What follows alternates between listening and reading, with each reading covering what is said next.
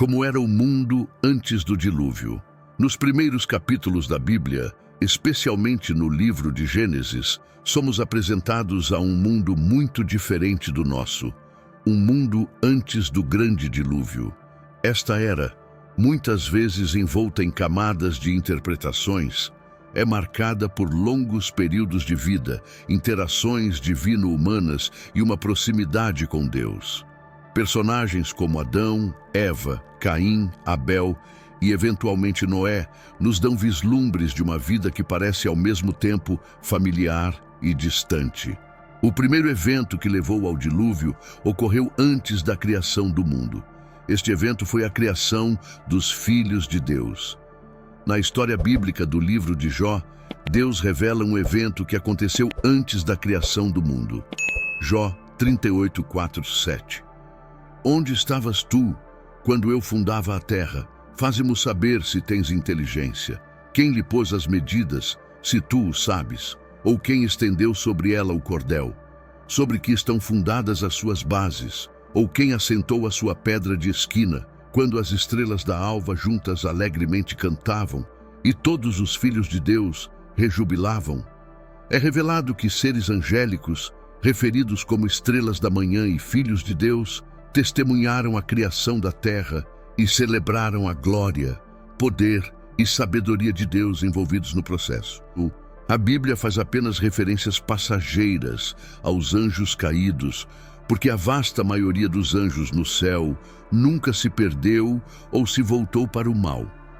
No entanto, houve alguns que tomaram essa decisão. Tenha em mente que o céu foi originalmente destinado a ser seu lar por toda a eternidade, mas eles agora caíram dele.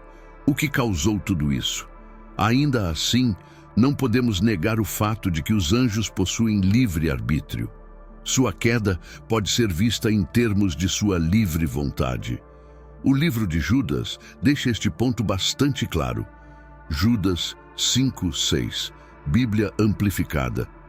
Mas quero lembrar-vos, embora já estejais cientes de tudo isso, que o Senhor, depois de salvar um povo da terra do Egito, destruiu posteriormente aqueles que não creram, que se recusaram a confiar e a obedecer e a depender dele.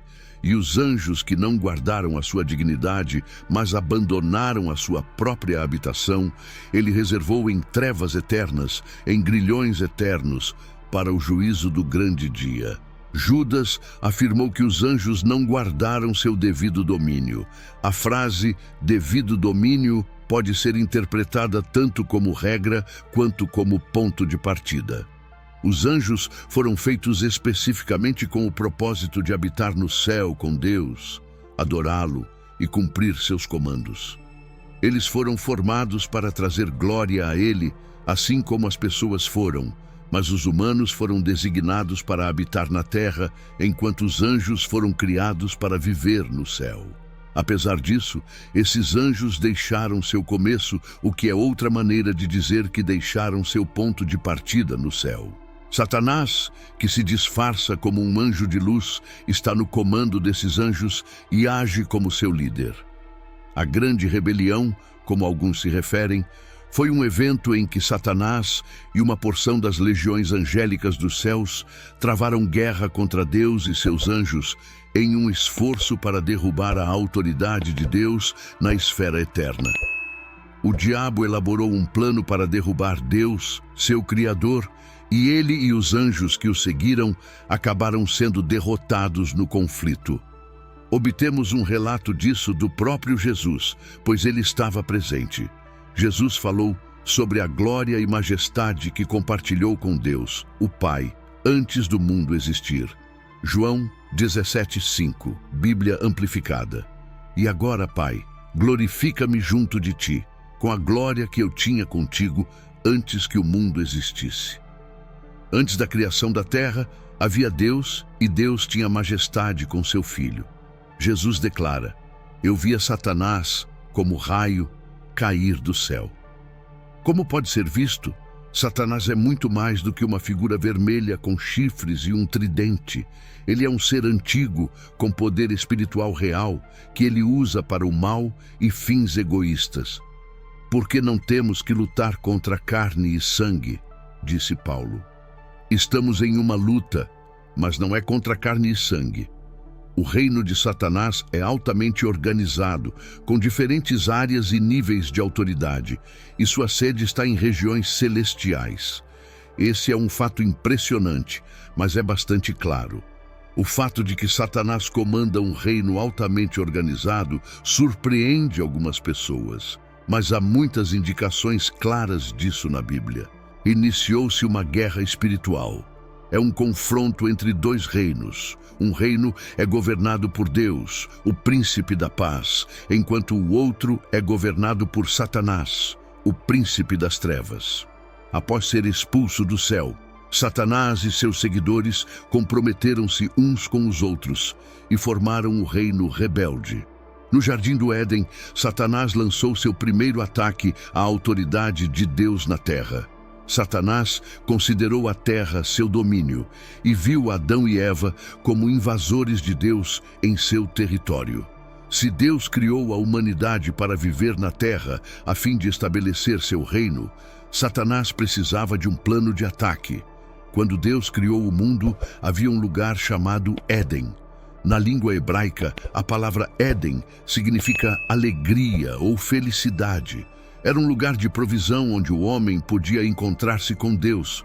De acordo com Gênesis 3:8, e ouviram a voz do Senhor Deus, que passeava no jardim pela viração do dia. E esconderam-se Adão e sua mulher da presença do Senhor Deus entre as árvores do jardim. Agora, no jardim perfeito, havia uma árvore especial chamada Árvore do Conhecimento do Bem e do Mal. Deus disse a Adão e Eva que podiam comer de qualquer árvore do jardim, exceto desta. Satanás precisava destruir o destino do homem. Mas como? O diabo, a antiga serpente, aproximou-se de Eva e usou 3 táticas estratégicas contra ela. A primeira foi a dúvida. É assim que Deus disse, Gênesis 3:1. Você quase pode ouvir o pai das mentiras enquanto ele interage com Eva.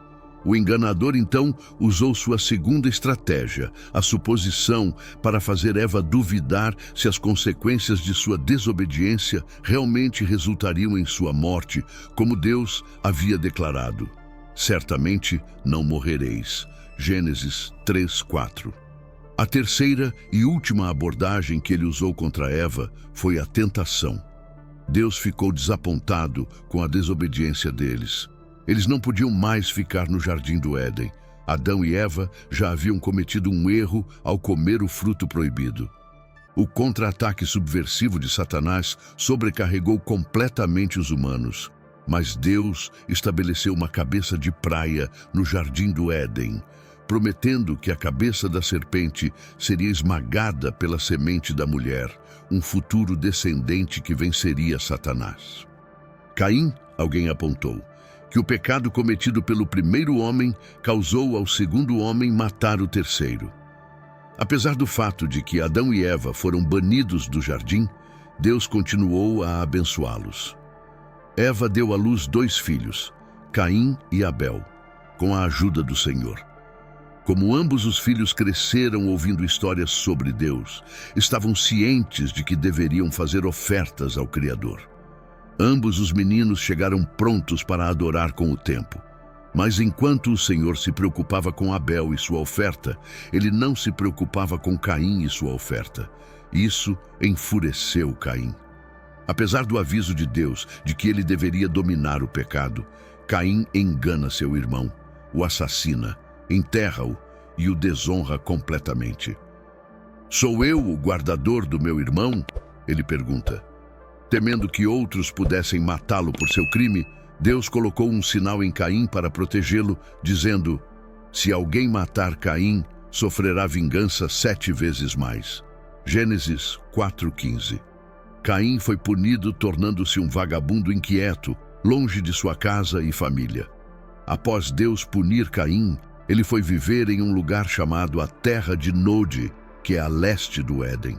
Nesta terra de Nod, ele construiu uma cidade e a nomeou em homenagem a seu filho Enoque. Seus descendentes incluíam pessoas influentes de sua época: Jabal, o pai dos que vivem em tendas e criam gado, Jubal, o pai de todos os que tocam instrumentos de corda e flauta, e Tubal-Caim, que forjou ferramentas de bronze e ferro. Gênesis 4, 17 e 22. O que se segue ao castigo de Caim é a história de duas famílias, um tema recorrente em Gênesis. Infelizmente, os modos assassinos de Caim foram passados através de sua linhagem familiar.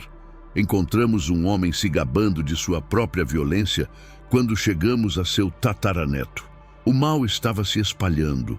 O projeto perfeito de Deus tem apenas 4 capítulos de idade e já encontramos pessoas se deleitando em derramamento de sangue e desrespeitando o seu projeto para o casamento. Antes do dilúvio, a poligamia também foi passada através da descendência de Caim. Até aquele momento, um homem e uma mulher eram casados por toda a vida, mas os descendentes de Caim tinham muitas esposas.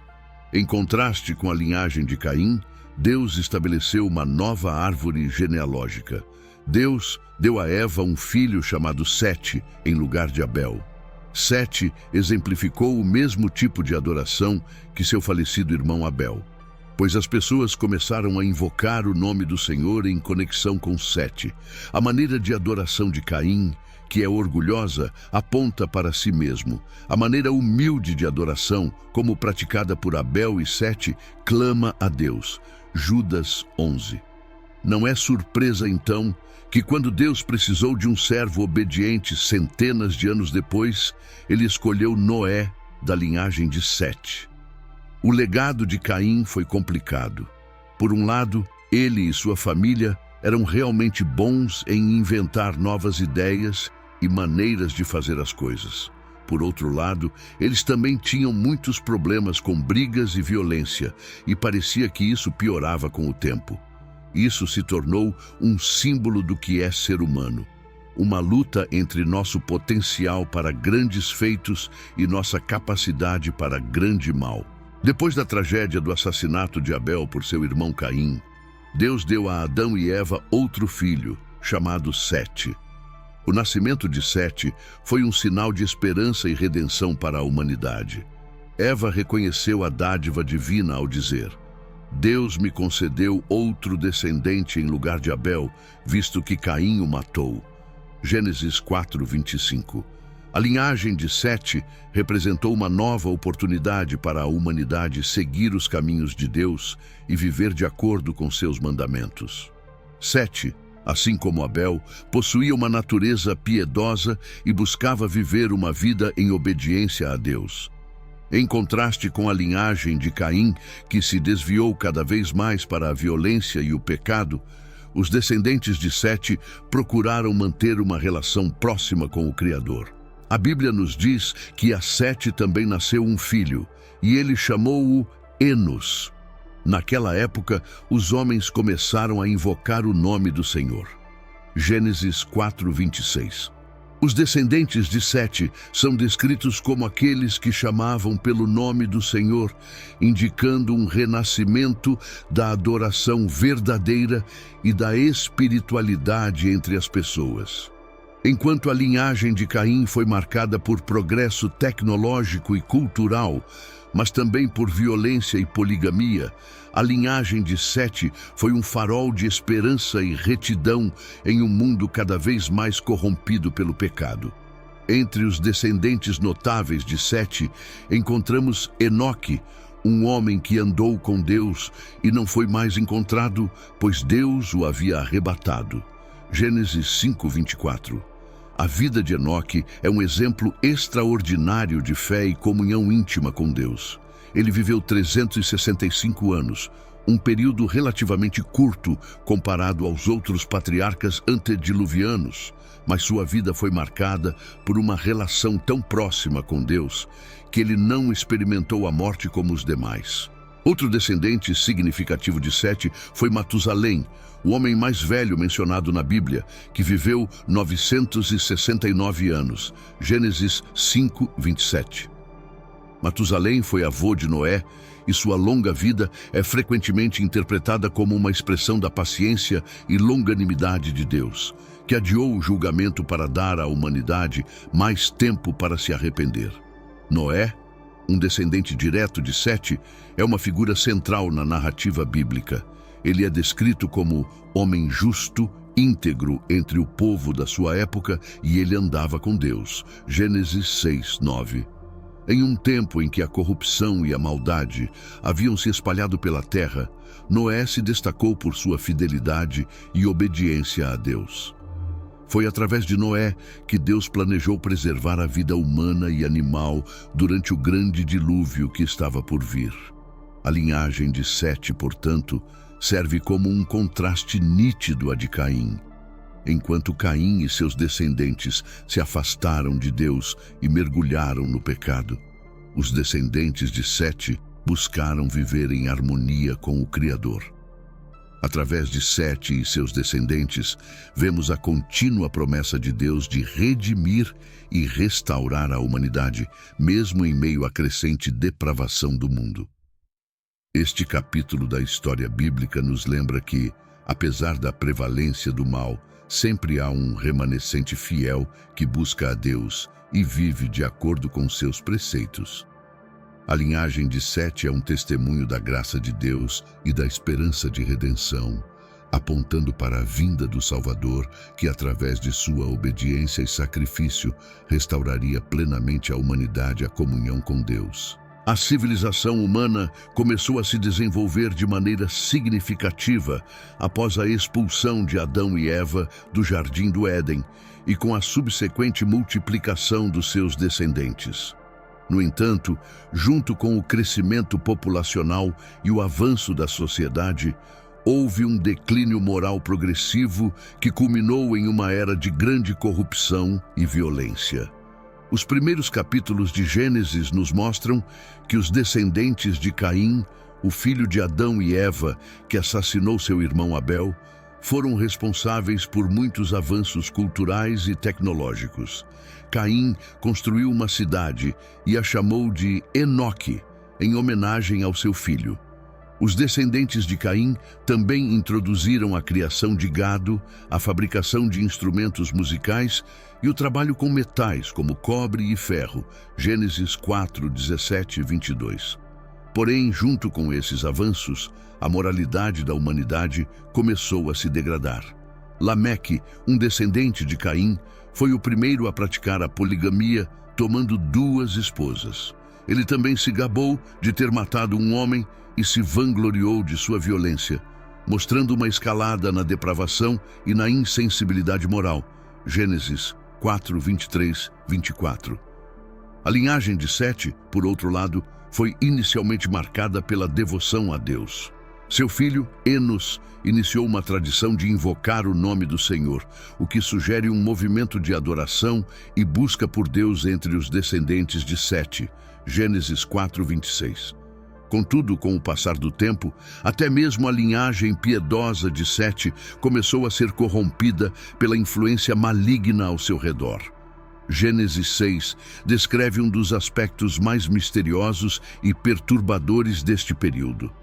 Quando os homens começaram a multiplicar-se na terra e lhes nasceram filhas, os filhos de Deus viram que as filhas dos homens eram bonitas e tomaram para si mulheres de todas as que escolheram.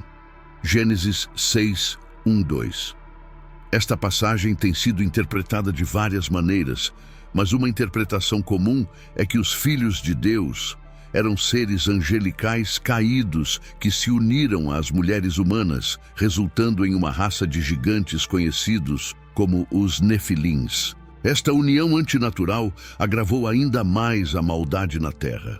A Bíblia relata que a maldade do homem se havia multiplicado na terra e que toda a imaginação dos pensamentos de seu coração era só má continuamente. Gênesis 6, 5.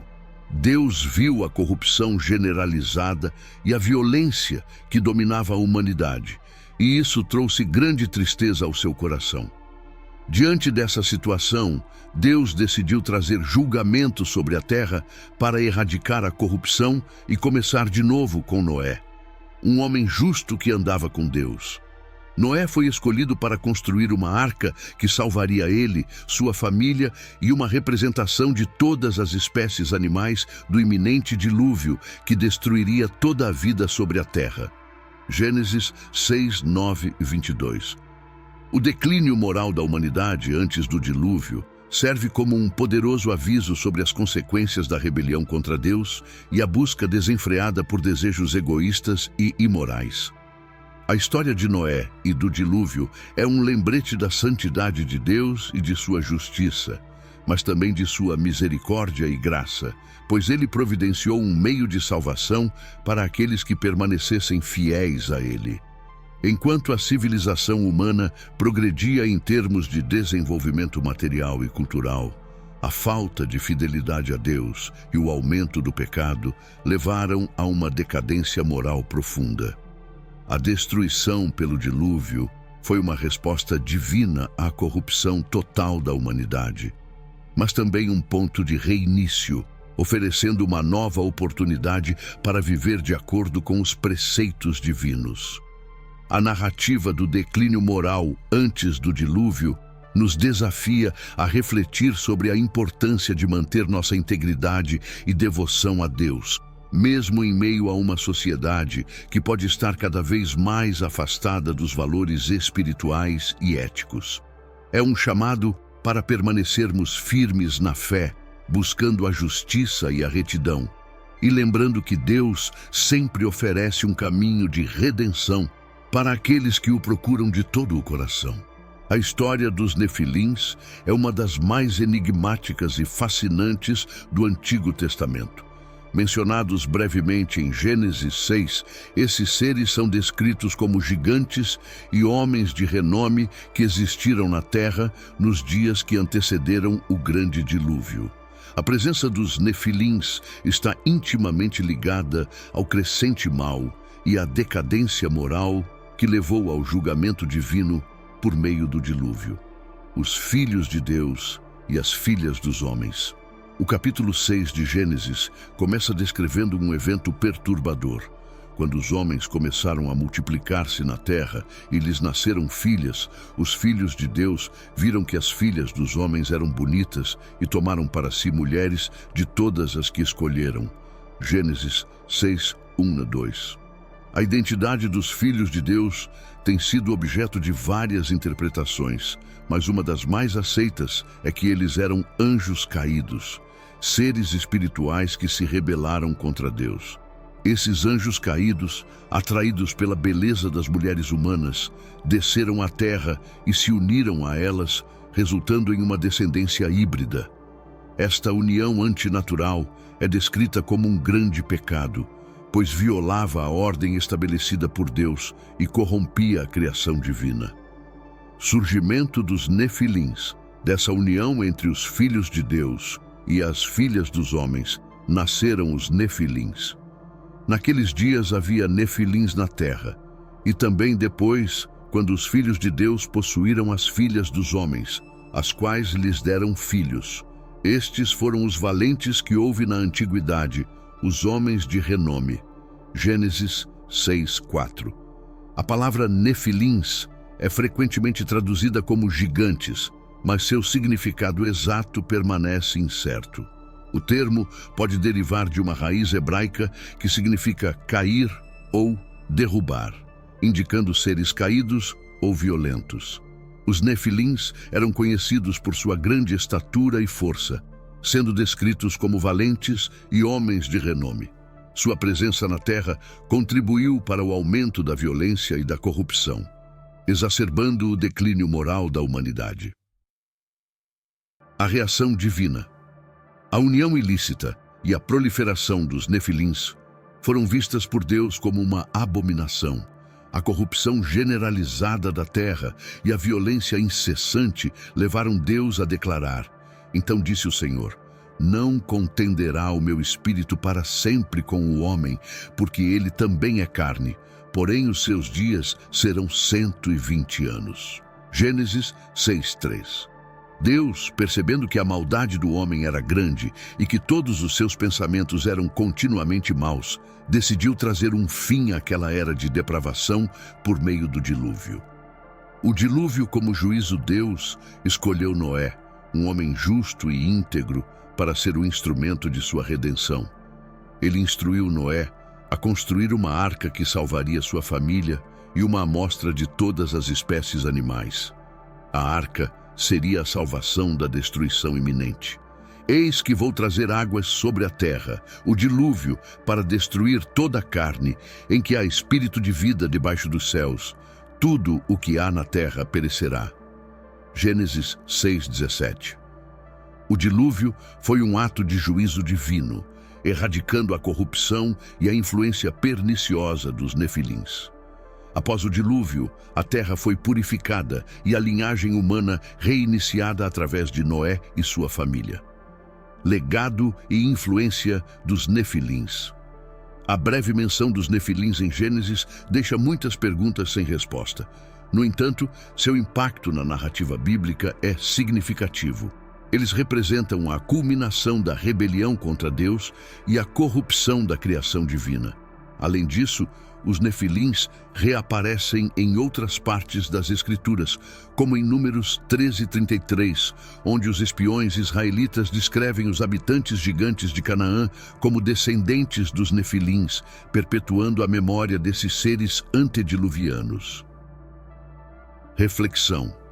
A história dos nefilins é um lembrete sombrio das consequências da desobediência a Deus e da mistura ilícita entre o divino e o humano. Ela sublinha a seriedade com que Deus trata a corrupção e a violência, bem como sua determinação em purificar e restaurar sua criação. Ao mesmo tempo, a narrativa dos nefilins destaca a necessidade de vigilância espiritual e de fidelidade a Deus em meio às tentações e influências corruptoras do mundo. Conclusão. O capítulo sobre a invasão dos nefilins nos conduz a uma compreensão mais profunda do contexto e das causas que levaram ao grande dilúvio. Ele revela a complexidade da interação entre o celestial e o terrestre e nos desafia a manter nossa integridade espiritual. Em última análise, a história dos nefilins é uma parte crucial da narrativa bíblica que nos ensina sobre a justiça divina, a necessidade de pureza e a esperança de redenção através da obediência a Deus. Depois que o dilúvio destruiu toda a vida na terra, exceto aquelas que estavam na arca, Deus fez uma aliança com Noé e seus descendentes. Esta aliança marcou um novo começo para a humanidade e a criação. Deus prometeu nunca mais destruir a terra com um dilúvio e estabeleceu um sinal desta promessa eterna: o sacrifício de Noé. Quando Noé e sua família saíram da arca, Noé construiu um altar ao Senhor e ofereceu holocaustos de cada animal puro e de cada ave pura. Este ato de adoração foi uma expressão de gratidão e reconhecimento pela salvação divina. Noé construiu um altar ao Senhor e, tomando de todos os animais puros e de todas as aves puras, ofereceu holocaustos sobre o altar. E o Senhor sentiu o aroma agradável e disse consigo mesmo: nunca mais amaldiçoarei a terra por causa do homem, porque a inclinação do coração do homem é má desde a sua infância. Nunca mais destruirei todos os seres vivos como fiz desta vez. Gênesis 8:20-21. A promessa de Deus abençoou Noé e seus filhos, dizendo-lhes para serem fecundos, multiplicarem-se e encherem a terra. Ele também estabeleceu um novo relacionamento entre os seres humanos e os animais, onde os animais agora temeriam os seres humanos. Além disso, Deus deu permissão para que os seres humanos comessem carne, com a condição de que não consumissem sangue, pois o sangue é a vida. E Deus abençoou Noé e seus filhos, dizendo-lhes: sejam férteis e multipliquem-se e encham a terra. O temor e o medo de vocês cairão sobre todos os animais da terra, e sobre todas as aves do céu, e sobre tudo o que se move na terra, e sobre todos os peixes do mar. Eles são entregues nas mãos de vocês. Tudo o que se move e vive será alimento para vocês. Assim como dei a vocês os vegetais, agora dou a vocês todas as coisas. Mas não comam carne com a vida nela, isto é, com o sangue nela. Gênesis 9, 1, 4. A aliança e o sinal do arco-íris. Deus então estabeleceu a aliança com Noé e seus descendentes, prometendo que nunca mais enviaria um dilúvio para destruir toda a vida na terra. Como sinal desta aliança eterna, Deus colocou o arco-íris nas nuvens.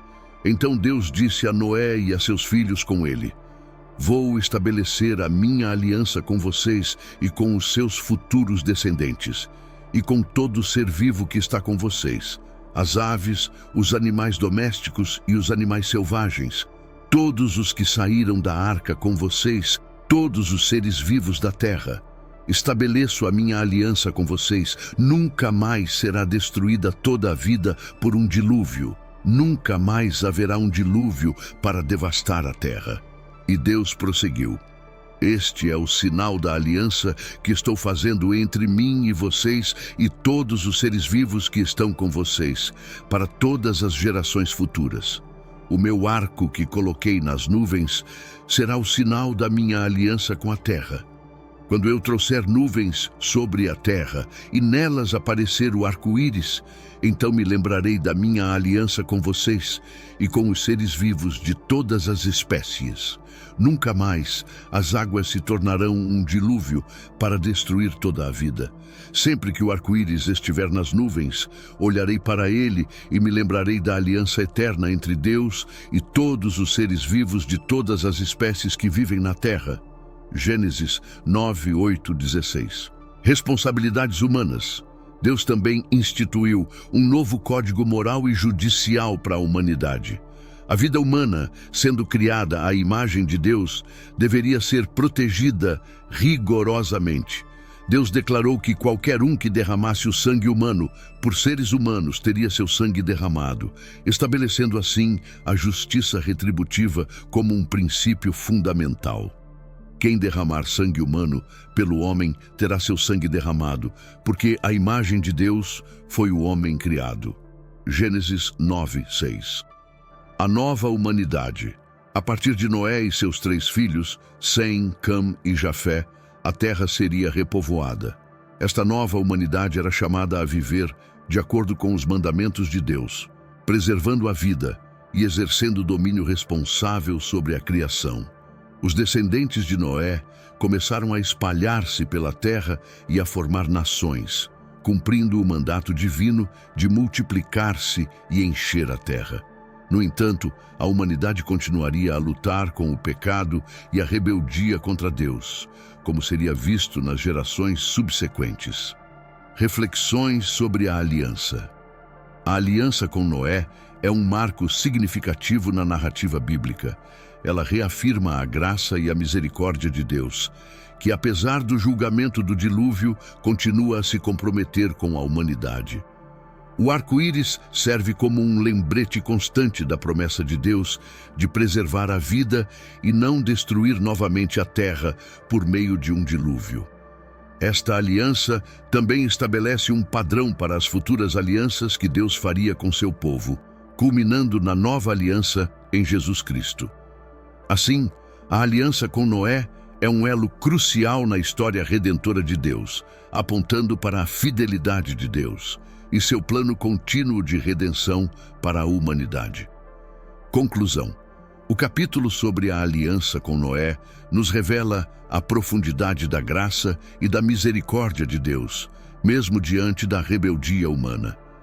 Ele nos lembra da santidade da vida e da necessidade de viver em conformidade com os mandamentos divinos.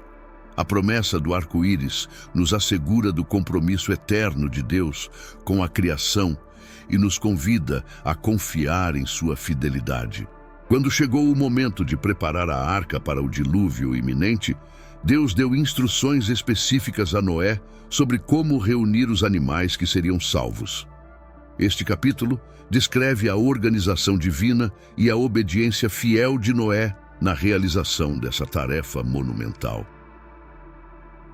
Instruções divinas para Noé. Deus ordenou a Noé que construísse uma arca para salvar a si mesmo, sua família e uma representação de cada espécie de animal da destruição iminente. As instruções detalhadas incluíam o tipo e o número de animais a serem levados. De todo ser vivo, de todas as criaturas, você levará uma par de cada para a arca, para mantê-los vivos com você, macho e fêmea. De cada espécie de ave, de cada espécie de animal e de cada espécie de criatura que se move rente ao chão, virão a você para serem mantidos vivos. E você levará todo tipo de alimento que é comido e armazene-o. Servirá de alimento para você e para eles. Gênesis 6, 19, 21. A obediência de Noé seguiu todas as instruções de Deus com precisão.